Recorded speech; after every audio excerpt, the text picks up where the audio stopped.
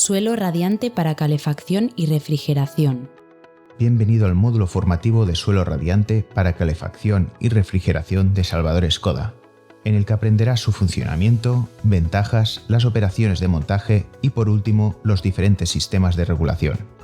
Deseamos que sea de tu interés. ¿Qué es un suelo radiante?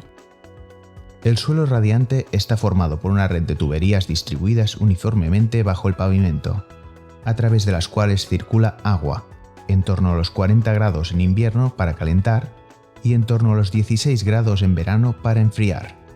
El calor y el frío se transmiten por radiación del suelo al ambiente, ofreciendo una agradable sensación de confort sin zonas frías ni corrientes de aire, de manera silenciosa, invisible y económica. Aplicaciones.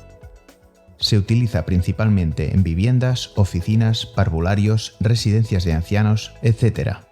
Y resulta especialmente indicado en espacios de elevada altura como iglesias, halls de hoteles, naves industriales, pabellones deportivos, etc. En exteriores se emplea para fundir la nieve o el hielo en aceras, rampas para vehículos, campos de fútbol, etc. Y en granjas porcinas y avícolas, el suelo radiante calienta la zona de cría y crecimiento. Normativa. Las instalaciones de suelo radiante deben cumplir con la norma europea EN 1264, sistemas de calefacción y refrigeración de circulación de agua integrados en superficie. Y además, si se destinan al confort de las personas, deben cumplir con el Reglamento de Instalaciones Térmicas en los Edificios, RITE. Techo y paredes radiantes. Es interesante conocer que, en base al mismo principio de funcionamiento, existen las soluciones de techo y paredes radiantes para calefacción y refrigeración. Ventajas. El suelo radiante presenta un gran número de ventajas frente a los sistemas convencionales. Veamos a continuación las principales. Distribución ideal de temperatura. La sensación ideal de confort se logra cuando los pies están a una temperatura ligeramente superior a la de la cabeza. La calefacción por suelo radiante es el único sistema que consigue esta sensación ideal, brindando mayor confort y bienestar que el resto de los sistemas tradicionales de calefacción mediante radiadores o aire caliente. Temperatura uniforme. Además, con el suelo radiante se obtiene una temperatura uniforme en toda la superficie, desapareciendo las zonas frías y calientes típicas en otros sistemas convencionales. Con el suelo radiante, el calor asciende suavemente hasta una altura de unos 2 metros, permaneciendo en la zona donde se habita, no como ocurre en los sistemas tradicionales, en los que el calor asciende hasta el techo, lo que hace del suelo radiante el sistema ideal en espacios de gran altura. Invisible. La instalación de suelo radiante es totalmente invisible, desapareciendo los emisores de calor tradicionales como radiadores, convectores, fan coils, etc., que limitan la decoración y precisan mantenimiento y limpieza. Además, elimina el riesgo de quemaduras y golpes accidentales, resultando especialmente idóneo en centros psiquiátricos, parvularios, residencias, hospitales, etc. Asimismo, es perfecto en rehabilitaciones de edificios históricos, donde los emisores de calor difícilmente se integran en el diseño y arquitectura de este tipo de edificios. Ahorro energético. Comparado con otros sistemas convencionales, se consiguen ahorros energéticos del 20 al 30%. Además, se puede combinar con energías renovables como la aerotermia, geotermia, biomasa, etc., consiguiendo ahorros de hasta el 60%. Componentes e instalación. Proyecto. La instalación de un suelo radiante debe venir procedida de un estudio en el que se indique la ubicación de los colectores, el número de circuitos, su trazado y la distancia entre tubos. Preparación de la obra. Antes de realizar la instalación de un suelo radiante, las paredes tanto exteriores como interiores deben estar terminadas y enyesadas, con los marcos de las puertas colocados y la instalación eléctrica, la red de desagües y las conducciones de agua también acabadas. Por otro lado, es necesario que el forjado esté nivelado y limpio, sin pegotes de mortero, yeso u otros materiales. Colector. Desde el colector se distribuye el agua a los circuitos de cada espacio climatizado. Habitualmente el colector viene premontado e incluye los siguientes elementos: colectores de ida y retorno. 2 colectores, uno para la ida y el otro para el retorno, que pueden ser de latón, plástico u acero inoxidable. En el colector de ida, cada circuito está provisto de un caudalímetro o detentor para el ajuste del caudal, y en el colector de retorno, cada circuito está provisto de una válvula manual de apertura y cierre. Dichas válvulas se pueden automatizar mediante cabezales electrotérmicos controlados por termostatos de ambiente. Válvulas de entrada y salida. Cada colector dispone de una válvula de corte tipo esfera, para poderlo independizar del resto de la instalación. Grupos de purga y vaciado. Los purgadores de aire de los colectores de ida y retorno expulsan al exterior los gases que se generan en los circuitos. Las válvulas de vaciado permiten el vaciado del agua de la instalación para operaciones de mantenimiento, llenado y purga. El colector debe posicionarse en un lugar de fácil acceso que permita manipular sus componentes, ya sea directamente en la pared o más convenientemente en una caja empotrada. También es importante que se coloque a una altura que permita fácilmente la conexión de las tuberías y la purga del aire, recomendándose que su instalación se realice a un mínimo de unos 50 centímetros del forjado. En esta fase es recomendable colocar sobre el colector unas etiquetas adhesivas que identifiquen cada circuito.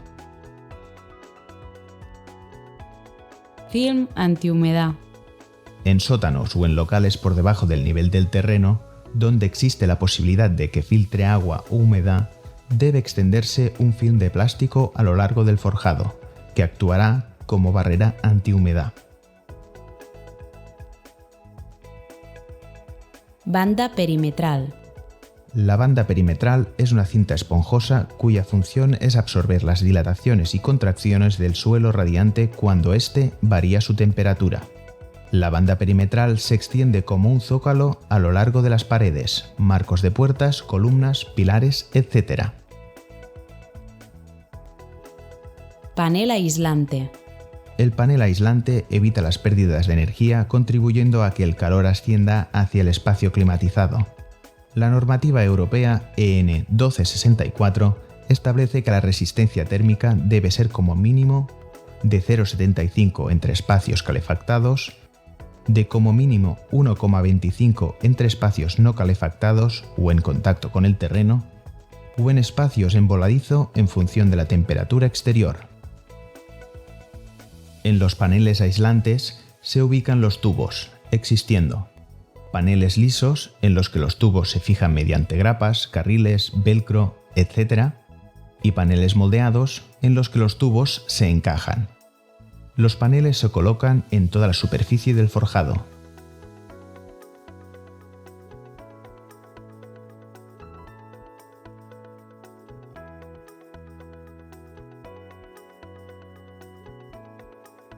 Fijándose entre sí mediante un machembrado, solape o similar. Fabricados en poliestireno, madera, corcho, el corte de los paneles se puede realizar mediante cúter, cuchillo o sierra. Tubería.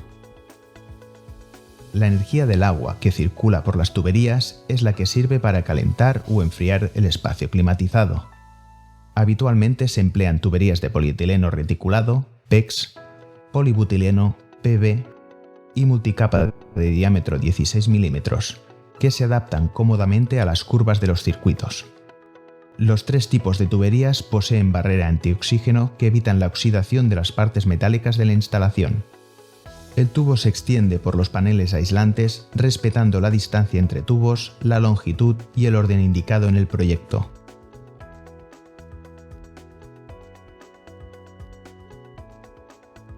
La unión del tubo al colector se realiza mediante el adaptador adecuado, no estando permitidas uniones entre tubos y siendo 120 metros la longitud máxima recomendada en cada circuito. La distribución del tubo puede realizarse en forma de serpentín, en las que el tubo se distribuye en líneas paralelas, o en forma de espiral, en las que el tubo se distribuye en forma de caracol. Juntas de dilatación. En las juntas estructurales del edificio, en espacios de más de 40 metros cuadrados y en los pasos de puerta deben instalarse juntas de dilatación que absorban las dilataciones y contracciones del mortero. Se realizan con la misma banda perimetral y un soporte para que se mantengan en vertical. Llenado y purga. El llenado de la instalación debe realizarse circuito por circuito. Se procede conectando una manguera de llenado al colector inferior y una manguera de vaciado al colector superior. Se cierran todos los circuitos excepto el que se quiera llenar y se abre el grifo de llenado y el grifo de desagüe. El agua de llenado desplaza el aire expulsándolo por la manguera de desagüe. El circuito estará lleno y purgado cuando la manguera de desagüe expulse un chorro continuo de agua sin burbujas de aire. Una vez terminado con el primer circuito, se cierra este y continúa con el siguiente hasta completar todos los circuitos. Prueba de presión. La norma EN 1264 exige la comprobación de la estanqueidad de los circuitos mediante una prueba de presión de mínimo 6 bares durante al menos 24 horas. Mortero. Con los tubos de suelo radiante a la presión de prueba, mínimo 6 bares, se vierte el mortero con el aditivo fluidificante que favorece su esparcido y reduce su porosidad, optimizando la transmisión del calor. Existen también suelos radiantes denominados secos que se instalan cuando no hay altura suficiente para utilizar mortero. Colocación del pavimento. La colocación del pavimento se realiza transcurridos 28 días del vertido del mortero. Con un cúter o cuchillo se corta la parte de banda perimetral que sobresale del pavimento y se procede a la colocación del zócalo. Equilibrado de la instalación. Con la instalación en funcionamiento se procede al equilibrado hidráulico de la instalación, para que el calentamiento de cada estancia sea uniforme. Atendiendo a los caudales de cada circuito especificados en el proyecto, se ajustan los caudalímetros o detentores del colector. Regulación. Toda instalación de suelo radiante precisa de una regulación que aporte bienestar a los usuarios y optimice en consumo de energía. La regulación del suelo radiante se realiza controlando la temperatura de impulsión y la temperatura ambiente. El control de temperatura de impulsión se puede gestionar directamente desde la caldera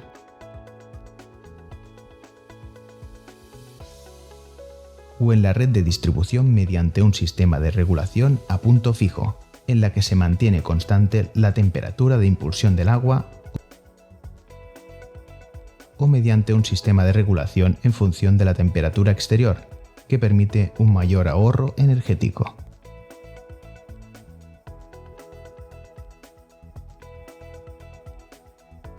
El control de temperatura ambiente se realiza mediante termostatos ambiente que accionan los cabezales electrotérmicos de los colectores.